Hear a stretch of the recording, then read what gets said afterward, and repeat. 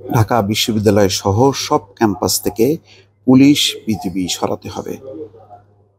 এটি নাহিদ নাহিদ ইসলাম, এই বৈষম্য বিরোধী ছাত্র আন্দোলনের অন্যতম সমন্বয়ক নাহিদ ইসলাম তার নিজের ফেসবুক অ্যাকাউন্ট থেকে এই আহ্বান জানিয়েছে।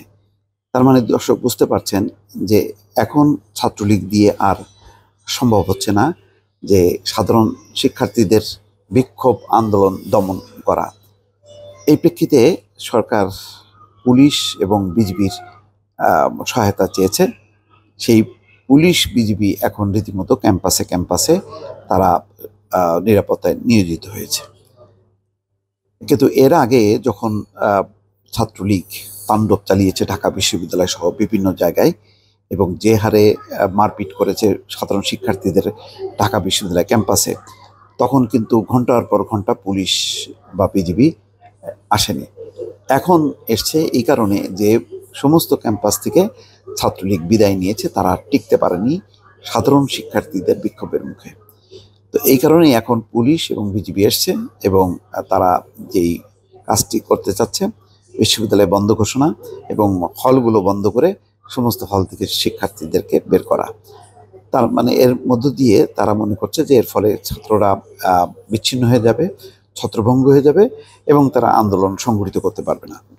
এই কারণেই বুধবার ভোরে নিজের ফেসবুক অ্যাকাউন্ট থেকে একটা পোস্টে এই আহ্বান জানিয়েছেন।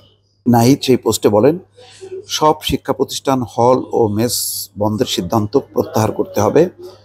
শিক্ষার্থীদের নিরাপত্তা দিতে ব্যর্থ ভিসি প্রক্টরকে জবাবদিহি করতে হবে। ঢাকা বিশ্ববিদ্যালয়ের অধিকাংশ হল এখন সাধারণ শিক্ষার্থীদের দখলে। দর্শক, এর আগে দেশ রূপান্তরের খবর দেখেছেন যে সেখানে বলা হয়েছে ঢাকা বিশ্ববিদ্যালয়ের সমস্ত হল থেকে ছাত্রলীগ তার নিয়ন্ত্রণ হারিয়েছে, এখন সেগুলির সাধারণ শিক্ষার্থীদের দখলে। ঢাকা বিশ্ববিদ্যালয়ের অধিকাংশ হল এখন সাধারণ শিক্ষার্থীদের দখলে। প্রতিটি ক্যাম্পাস ও হলকে দুর্গে পরিণত করুন। বাংলাদেশ থেকে সন্ত্রাসীদের বিতাড়িত করতে হবে। কোটা সংস্কারের এক দফা দাবি সহ সব মামলার বিচার ও মামলা প্রত্যাহারের আহ্বান জানান তিনি। কোটা সংস্কার আন্দোলনকারী শিক্ষার্থীদের উদ্দেশ্যে নাহিদ বলেন, ঢাকার বিভিন্ন পয়েন্টে আপনারা অবস্থান করবেন।